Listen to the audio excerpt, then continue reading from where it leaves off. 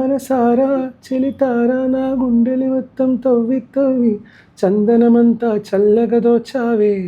അപ്പം ആ ഭാഷ നോക്കണം. അപ്പം അത് ഇപ്പം മലയാളത്തിലാണെങ്കിൽ അറിയാതെ മനസാലെ തൂ മധുര പ്രണയം തൂവി തൂവി കണ്ണിമയോരം താരകൾ മിന്നുന്നേ. എനിക്ക് കിട്ടുന്ന സിനിമകളൊക്കെ ഞാൻ വളരെ സന്തോഷപൂർവ്വം കമ്പോസ് ചെയ്യുന്ന ഒരു മ്യൂസീഷ്യനാണ്. അങ്ങനെ ഒരിക്കലും ഒരു ഇൻസാറ്റിസ്ഫാക്ഷൻ ഒന്നും ഒരിക്കലും ഉണ്ടാവാറില്ല. കാരണം വളരെ ബ്ലെസ്ഡ് ആണ് ആക്ച്വലി.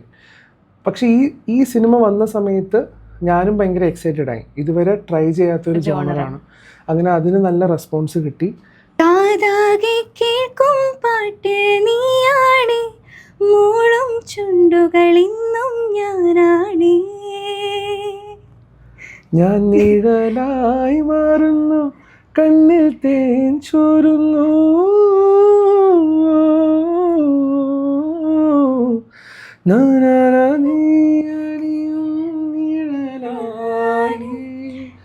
നിഴലായി മേ ആശിക് ഹൂം, ആവാരാ ഹൂം, ദീവാനാ ഹൂം, അഞ്ജാനാ ഹൂം.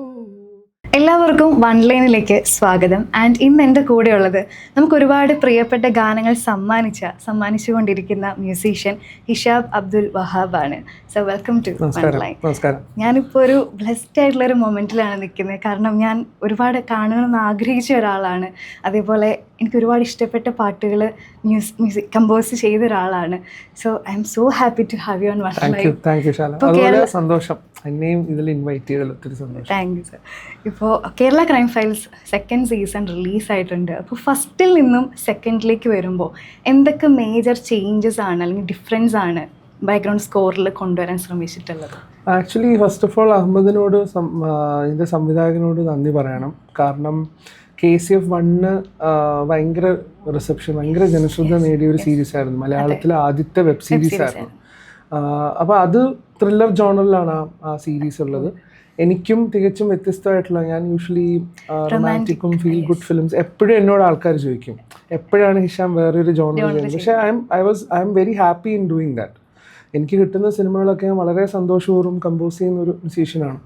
അങ്ങനെ ഒരിക്കലും ഒരു ഇൻസാറ്റിസ്ഫാക്ഷൻ ഒന്നും ഒരിക്കലും ഉണ്ടാവാറില്ല. കാരണം വളരെ ബ്ലെസ്ഡ് ആണ് ആക്ച്വലി. പക്ഷേ ഈ സിനിമ വന്ന സമയത്ത് ഞാനും ഭയങ്കര എക്സൈറ്റഡ് ആയി. ഇതുവരെ ട്രൈ ചെയ്യാത്തൊരു ജോണറാണ്. അങ്ങനെ അതിന് നല്ല റെസ്പോൺസ് കിട്ടി. പിന്നീട് അങ്ങോട്ട് ഒരു വർഷം 1.5 വർഷം ഗ്യാപ്പിന് ശേഷമാണ് അഹമ്മദ് എൻ്റെ അടുത്ത് KCF 2 കഥ വന്ന് നരേറ്റ് ചെയ്യുന്നത്. നരേറ്റ് ചെയ്ത സമയത്ത് എനിക്കും ഭയങ്കര എക്സൈറ്റഡ് ആയിരുന്നു. പിന്നെ സെക്കൻഡ് സീസൺ സംസാരിക്കുന്ന വിഷയം കുറച്ചും കൂടെ സെൻസിറ്റീവാണ്, കുറച്ചും കൂടെ എന്താ പറയുക, ഈ പെറ്റ്സായിട്ട് റിലേറ്റഡ് ആയിട്ടുള്ള ഒരു പരിപാടിയായിരുന്നു. അങ്ങനെ ഞാനിത് ഓൾമോസ്റ്റ് 6 എപ്പിസോഡാണ് ഈ സീരീസിലുള്ളത്. അപ്പം 6ാമത്തെ എപ്പിസോഡ് കഴിയുമ്പോൾ ഞാൻ അവരോട് ചോദിച്ചത് ഇത് ഭയങ്കര ഗംഭീരമായിട്ടുണ്ട്, ഇതെങ്ങനെ നമുക്ക് പുൾ ഓഫ് ചെയ്യാൻ പറ്റും, അപ്പം അത് നമ്മൾ എന്തായാലും ചെയ്യുവാണ് ഹിഷാം എന്ന് പറഞ്ഞു. അങ്ങനെയാണ് ഇത് സ്റ്റാർട്ട് ചെയ്യുന്നത്. അപ്പോൾ ഓൾമോസ്റ്റ് ഒരു 6 to 8 months ഓഫ് വർക്ക് ഇതിൽ ഇംപ്ലിമെൻറ്റ് ചെയ്തിട്ടുണ്ട്. ഒരു കഴിഞ്ഞ വർഷമാണ് ഇതിൻ്റെ വർക്ക് സ്റ്റാർട്ട് ചെയ്തത്. റിലീസ് ഡേറ്റ് നമുക്ക് അറിയുന്നുണ്ടായിരുന്നില്ല. കാരണം KCF 2 വരുന്ന സമയത്ത് ഓൾറെഡി നമ്മുടെ ഓഡിയൻസ് ഒരുപാട് ത്രില്ലർ സീരീസുകളിലോട്ട് എക്സ്പോസ്ഡ് ആയിരിക്കുന്ന ഒരു ടൈമാണ്. അപ്പം KCF 2 മ്യൂസിക് ചെയ്യുന്ന സമയത്ത് അത്യാവശ്യം ഹോംവർക്ക് ചെയ്തു എങ്ങനെ നമുക്ക് വ്യത്യസ്തമായിട്ട് ചെയ്യാൻ പറ്റും, ഭയങ്കര സട്ടിലി നമുക്ക് എങ്ങനെ ഇൻറ്റൻസിറ്റി കൊണ്ടുവരാൻ പറ്റും എന്നുള്ള റിസർച്ചൊക്കെ ചെയ്തു. പിന്നെ അതിലൊരു ഇമോഷണൽ കണക്ഷൻ ഉണ്ടായിരുന്നു അതിലെ കുറച്ച് ക്യാരക്ടേഴ്സ്. ആ ഇമോഷണൽ കണക്ഷൻ ആയിരുന്നു എൻ്റെ ഹുക്ക് ലൈൻ. അപ്പം അവിടെയാണ് ഞാൻ ഗ്രിപ്പ് ചെയ്ത് പിടിച്ചു കയറിയത്. അപ്പം ഇപ്പോൾ ഒരുപാട് പേര് അപ്രീസിയേഷൻ പറയുമ്പോഴും ആ കുറച്ച് ഇമ്പോർട്ടൻ്റ് ആയിട്ടുള്ള സീൻസിനെ കുറിച്ചാണ് എല്ലാ പ്രേക്ഷകരും പറയുന്നത്. അപ്പോൾ അതിന് ഒരുപാട് സന്തോഷം. പക്ഷേ thanks to Ahmed and also Jio Hotstar ഇങ്ങനത്തെ ഒരു പ്ലാറ്റ്ഫോമിലേക്ക് ഇത്രയും ഗംഭീരമായിട്ടൊരു സ്റ്റേജ് ഒരുക്കി തന്നതിന് ഒത്തിരി സന്തോഷം. അതേപോലെ നല്ല ഫീഡ്ബാക്സ് ആണ്. അതെ, ഭയങ്കര ഫീഡ്ബാക്ക് ആണ് വരുന്നത്. അതെ, ശരിക്കും കേരള ക്രൈം ഫയൽസ് എന്ന് പറയുന്ന ഒരു കേരളത്തെ ബേസ് ചെയ്ത് നടക്കുന്ന ഒരു റീജിയനെ ബേസ് ചെയ്ത് നടക്കുന്ന ഒരു കഥയാണെങ്കിലും അതിന്റെ ഓഡിയൻസ് വരുന്ന ഒരു വാസ്റ്റ് ആയിട്ടുള്ള ഒരു ഓഡിയൻസിലേക്കാണ് അത് എത്തുന്നത്. അപ്പോൾ അതിന്റെ ഒരു വെർസറ്റാലിറ്റി ആ ഒരു മ്യൂസിക്കിലും വരണം. അതിൽ എങ്ങനെയാണ് ശ്രദ്ധിച്ചിട്ടുണ്ട്? ഇത് എനിക്ക് തോന്നുന്നു ഇപ്പം പല ആൾക്കാരും എപ്പോഴും ഒരു ചർച്ച എപ്പോഴും വരാം, ഒരു ഡിബേറ്റബിൾ ടോപ്പിക്കാണ് തിയേറ്ററിൽ വരുന്ന സമയത്ത് എങ്ങനെയാണ്, OTT വരുമ്പോഴേ എനിക്ക് തോന്നുന്നു രണ്ടിൻ്റെ ഒരു എക്സ്ക്ലൂസീവ് ഓഡിയൻസ് ഉണ്ട്. ഇപ്പോൾ KCF 2 സംബന്ധിച്ച് നോക്കുകയാണെങ്കിൽ 7 ഭാഷകളിലാണത് ഡബ് ചെയ്യുന്നത്. എവിടെ ഇരുന്നാണെങ്കിലും ഒരാൾക്കത് കാണാൻ പറ്റും. മാത്രമല്ല മലയാളി അല്ലാത്തൊരു പ്രേക്ഷകന് പോലും അത് ആസ്വദിക്കാൻ പറ്റും. അപ്പോൾ അതൊരു വലിയ USP ആണ് നമ്മളെ സംബന്ധിച്ച്. ഇപ്പം എനിക്ക് കഴിഞ്ഞ കുറച്ച് ദിവസമായിട്ട് തെലുഗു കുറേ പേര് മെസ്സേജ് അയച്ചു, തമിഴിലുള്ള കുറച്ച് പേര് മെസ്സേജ് അയച്ചു, കന്നഡയിലുള്ള കുറച്ച് പേര് മെസ്സേജ് അയച്ചു. വി വാച്ച്ഡ് ദിസ് എന്ന് പറഞ്ഞിട്ട് ഗ്രേറ്റ് ജോബ്, അടിപൊളി സീരീസാണ്. അപ്പം അതൊക്കെ ഒരു വലിയ കാര്യമാണ്. ഇന്നത്തെ കാലത്ത് പല ഭാഷകളിലുള്ള ആൾക്കാർക്ക് നമ്മൾ ചെയ്തൊരു വർക്ക് കാണാൻ പറ്റുക എന്നുള്ളത് വളരെ വലിയൊരു ഫോർച്ചുനേറ്റ് കാര്യമാണ്. കാരണം തിയേറ്ററിൽ റിലീസ് ചെയ്യുന്ന ഒരു സിനിമ ഒരു പക്ഷേ എല്ലാ സിനിമയ്ക്കും അത് പ്രാവർത്തികമാകില്ല. അപ്പം I think that is the biggest ഒരു advantage of Kerala crime files. അപ്പോൾ അതേപോലെ തന്നെ ഇപ്പോൾ പല ലാംഗ്വേജസിലേക്ക് വരുമ്പോൾ തെലുങ്ക്, ഇപ്പോൾ തമിഴ്, മലയാളം, അപ്പോൾ ഓരോ ലാംഗ്വേജസിൽ ചെയ്യുമ്പോൾ ആ മ്യൂസിക്കിന് ഡിഫറൻസ് വരത്തില്ലേ? അതപ്പോൾ എങ്ങനെയാണ് ശരിക്കും ചെയ്യുന്നത്? അത് ആക്ച്വലി കുറച്ച് ഹോംവർക്ക് ചെയ്യണം ഇനിഷ്യലി. പിന്നെ നിരന്തരം നമ്മൾ ആ ഇൻഡസ്ട്രിയിൽ പാട്ടുകൾ കമ്പോസ് ചെയ്യുമ്പോൾ you get used to it. ഇപ്പോൾ ഫോർ എക്സാമ്പിൾ ഖുഷി എന്ന് പറഞ്ഞ സിനിമ ചെയ്തു. അപ്പം ഖുഷിയിൽ കമ്പോസ് ചെയ്യുന്ന സമയത്ത് ആ ഭാഷയിൽ ലിറിക്സ് ഉണ്ടാവുമല്ലോ. ആ ഭാഷയിൽ ലിറിക്സ് വരുമ്പോൾ ആ ട്യൂണിന് ഭംഗിയുണ്ടോ എന്ന് ആദ്യം നോക്കും. അപ്പോൾ അങ്ങനെ ആലോചിച്ചിട്ടാണ് കമ്പോസ് ചെയ്യുക. അപ്പോൾ അങ്ങനെ ഒരു കുറച്ച് ചിന്ത കൊടുത്തിട്ടാണ് കമ്പോസ് ചെയ്യുക. അതായത് ഇപ്പോൾ ഫോർ എക്സാമ്പിൾ ആരാധ്യ എന്ന് പറഞ്ഞൊരു സോങ് ഉണ്ട് ഖുഷിയിൽ. അപ്പം അപ്പോൾ അത് മനസാര ചെലിതാര നാ ഗുണ്ടലി വത്തം തവ്വി തവ്വി ചന്ദനമന്ത ചല്ലകതോ ചാവേ. അപ്പം ആ ഭാഷ നോക്കണം. അപ്പം അത് ഇപ്പം മലയാളത്തിലാണെങ്കിൽ ഹരിശങ്കറാണത് മലയാളത്തിൽ അറിയാതെ മനസാലെ തൂ മധുര പ്രണയം തൂവി തൂവി കണ്ണിമയോരം താരകൾ മിന്നുന്നേ. അപ്പം രണ്ടിൻ്റെയും സാഹിത്യം ഭയങ്കര ഇമ്പോർട്ടൻ്റ് ആണ്. അപ്പം തെലുഗുവിൽ നമ്മളൊരു ട്രാക്ക് കമ്പോസ് ചെയ്യുന്ന സമയത്ത് തെലുഗു ലാംഗ്വേജ് അത്യാവശ്യം ഒന്ന് ഹോംവർക്ക് ചെയ്യണം. തെലുഗുവിൽ ഒരു ലിറിക് റൈറ്റർ അത് എഴുതുമ്പോൾ എങ്ങനെയായിരിക്കും ആ വരികൾ വരിക, പ്രേക്ഷകൻ എപ്പോഴും കേട്ടൊരു പ്രാക്ടീസ് ഉള്ള ലിറിക്സ് ആയിരിക്കണം അവിടെ വരേണ്ടത്. അപ്പോൾ അങ്ങനെയുള്ള കുറച്ച് ഹോംവർക്ക് ചെയ്യും. ഇതിപ്പോൾ നേരെ തമിഴിലും അങ്ങനെയാണ്. ഇപ്പോൾ തമിഴിൽ വൺസ് മോർ എന്ന് പറഞ്ഞ അർജുൻ ദാസിൻ്റെ സിനിമയിൽ ഇപ്പോൾ റിലീസായിട്ടില്ല. അപ്പോൾ അതിൽ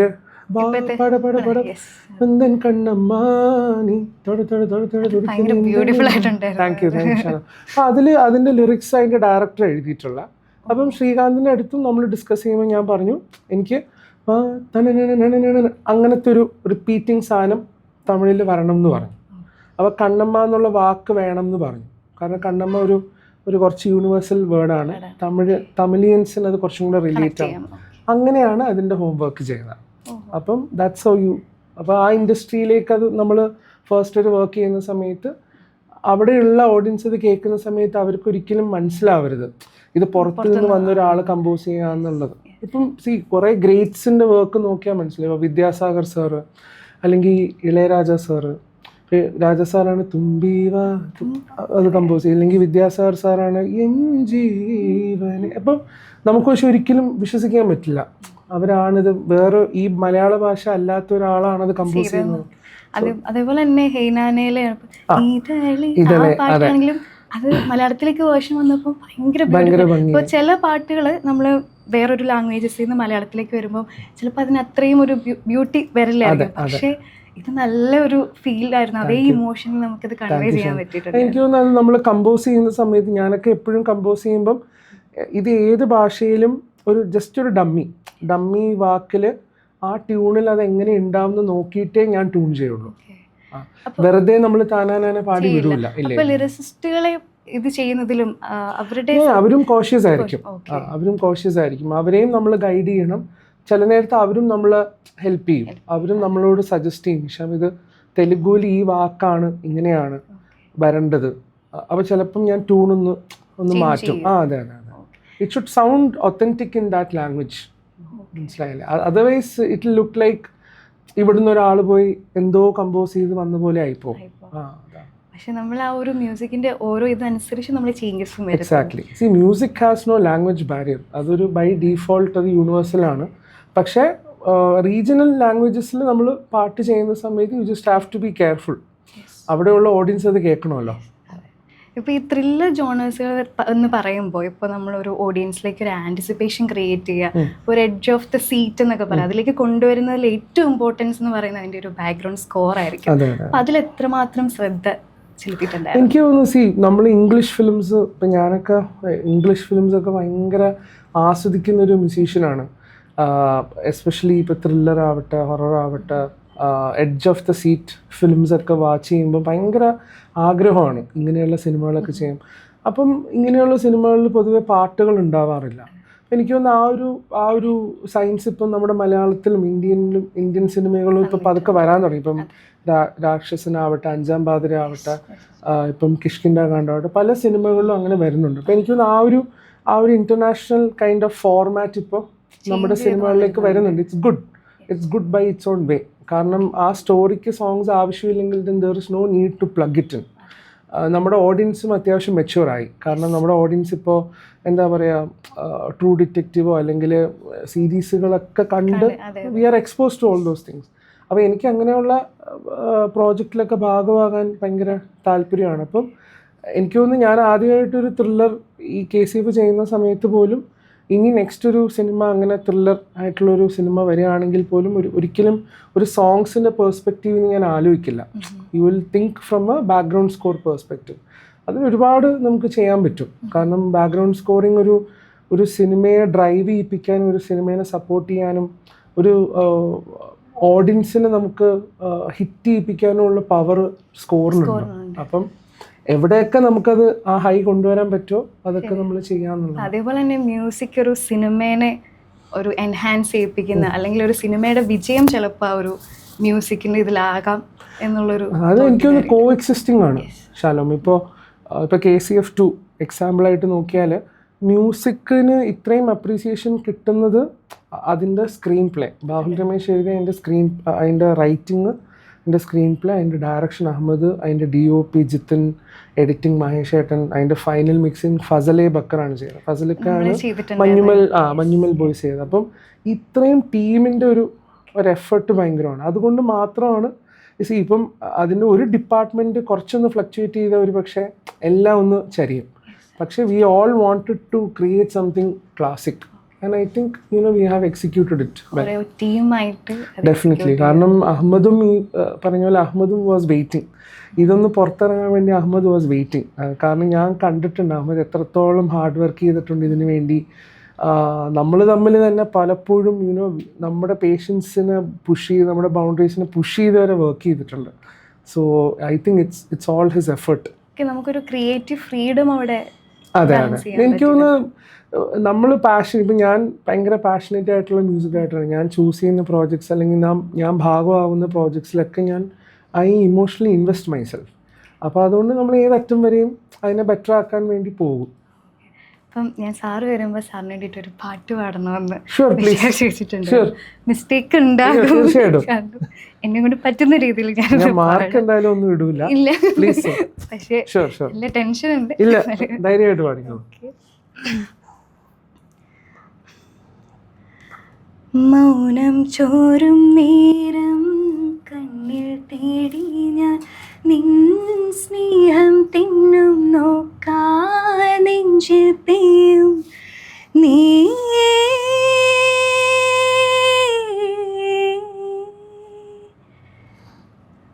മൗനം ചോരും നേരം കണ്ണിൽ തേടി ഞാൻ നിൻ സ്നേഹം തിന്നും നോക്കാ നെഞ്ചിൽ പേയും നീ മിഴിയാകെ തേടും കാവ്യം നീയാണ്, മീട്ടും വിരലുകളിന്നും ഞാനാണ്, കാതാകെ കേൾക്കും പാട്ട് നീയാണ്, മൂളും ചുണ്ടുകളിന്നും ഞാനാണ്. ഞാൻ നിഴലായി മാറുന്നു, കണ്ണിൽ തേൻ ചോരുന്നു,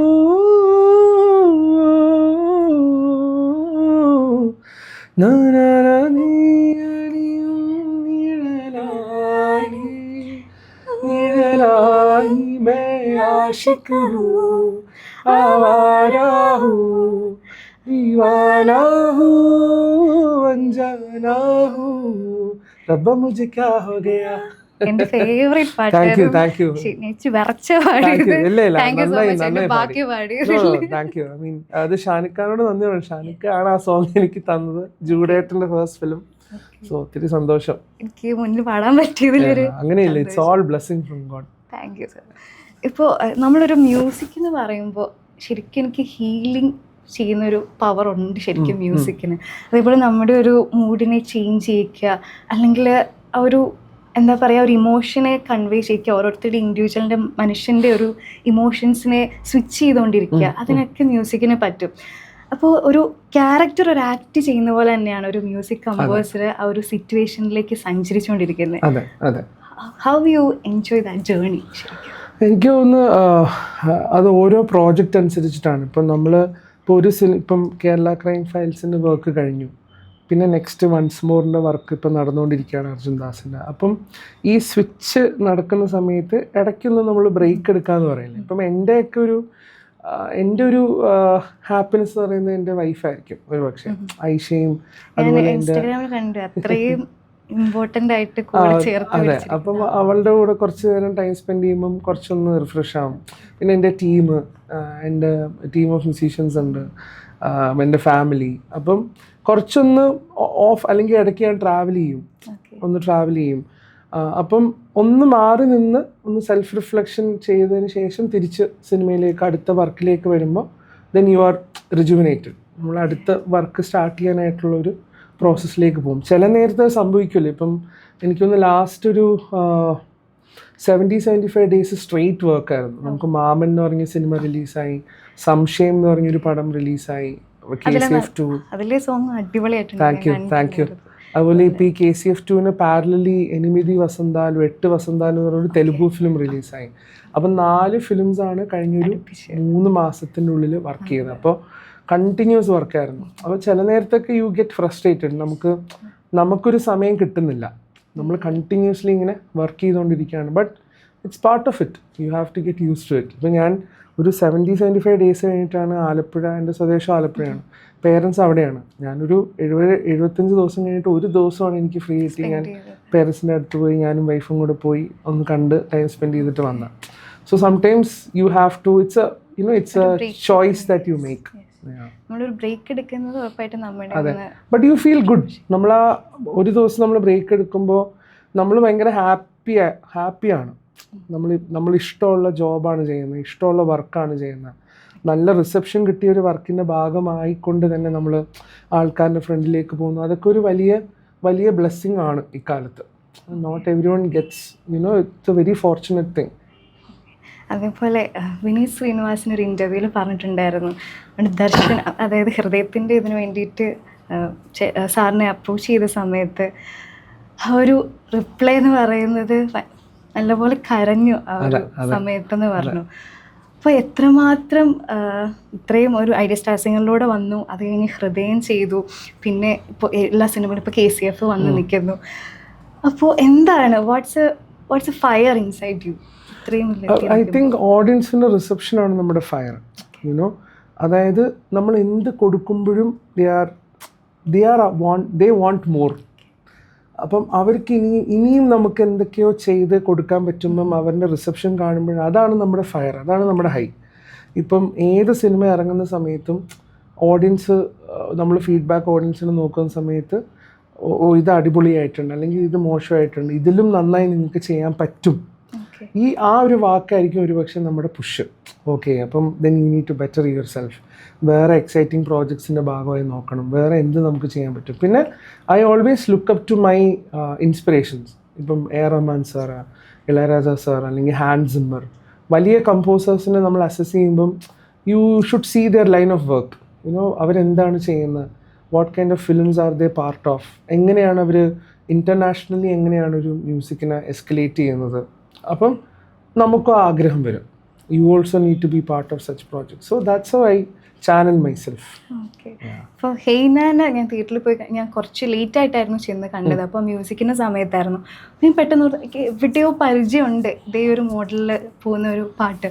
അപ്പോൾ ഇത് ആരുടെ വർക്കാന്നുള്ളത് പെട്ടെന്ന് കിട്ടുന്നില്ല. പിന്നെ മനസ്സിലാക്കി സാറിൻ്റെ ആണെന്നുള്ളത്. അപ്പോൾ ഒരു ഐഡൻറ്റിറ്റി എല്ലാ മ്യൂസിക്കിലും ഒരു സിഗ്നേച്ചർ വെച്ചിട്ടാണ് സാറ് പോകുന്നത്. മനഃപൂർവ്വം അതിലേക്ക് ഇല്ല, എനിക്ക് തോന്നുന്നു ഹായ്നാന ശരിക്കും എൻ്റെ ലൈഫിലെ ഏറ്റവും ഇമ്പോർട്ടൻറ്റ് പീസ് ഓഫ് വർക്കാണ്. It's a very very important thing in my career. കാരണം അതിൻ്റെ director Shaurya, it was his first film. Nani സാറിൻ്റെ കൂടെയുള്ള എൻ്റെ ഫസ്റ്റ് കൊളാബറേഷനായിരുന്നു. ഭയങ്കര ഇമ്പോർട്ടൻറ്റ് പീസ് ഓഫ് വർക്കാണ്. അതിൽ അത്രയും ഇമോഷണലി ഇൻവെസ്റ്റഡ്. ഇന്നും ഞാൻ ഇൻസ്റ്റ അല്ലെങ്കിൽ സോഷ്യൽ മീഡിയ തുറക്കുമ്പം ഒരു മിനിമം ഒരു ടാഗെങ്കിലും എനിക്ക് ഹായ്നാനാൻ്റെത് ഉണ്ടാവും, ever since that film has come out. അപ്പോൾ അത് അത്രയും ആൾക്കാരെ ഇമോഷണലി ടച്ച് ചെയ്തിട്ടുള്ളതെന്നതിൻ്റെ ഒരു ഉദാഹരണമാണ്. എനിക്ക് തോന്നുന്നു നമ്മുടെ ഒരു ഐഡൻറ്റിറ്റി ഓഡിയൻസ് തരുന്നതാണ്. ഇപ്പം എല്ലാവർക്കും ഒരു പാറ്റേൺ ഉണ്ടാവും.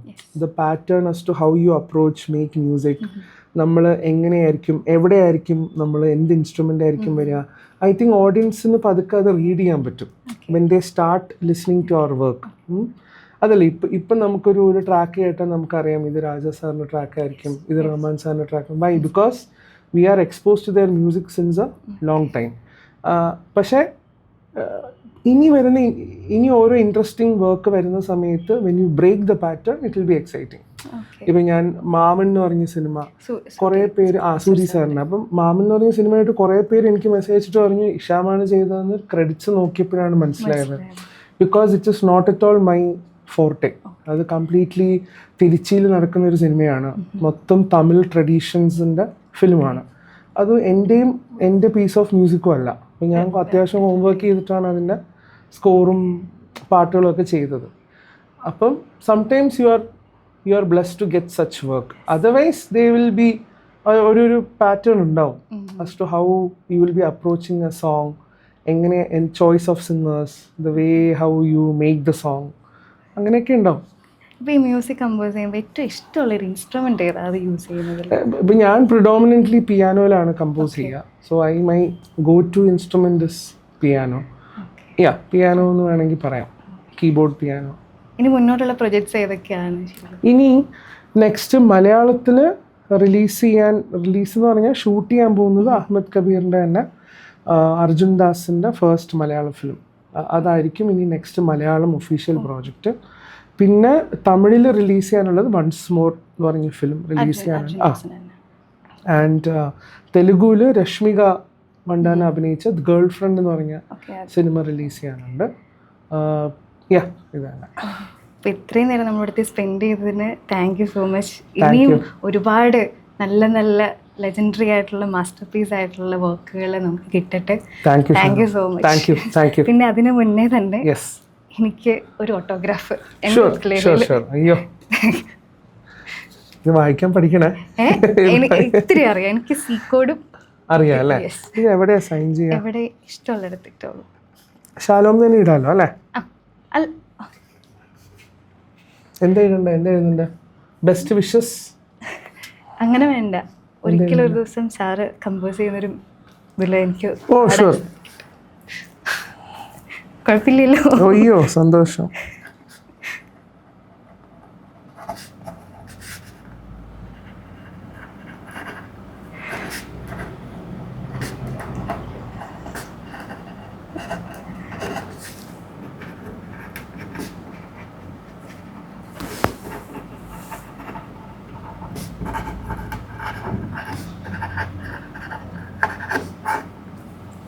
Okay, thank you. Okay. Thank you. Okay. അറിയാതെ മനസാലെ തൂ മധുര പ്രണയം തൂവി തൂവി കണ്ണിമയോരം താരകൾ മിന്നുന്നേ.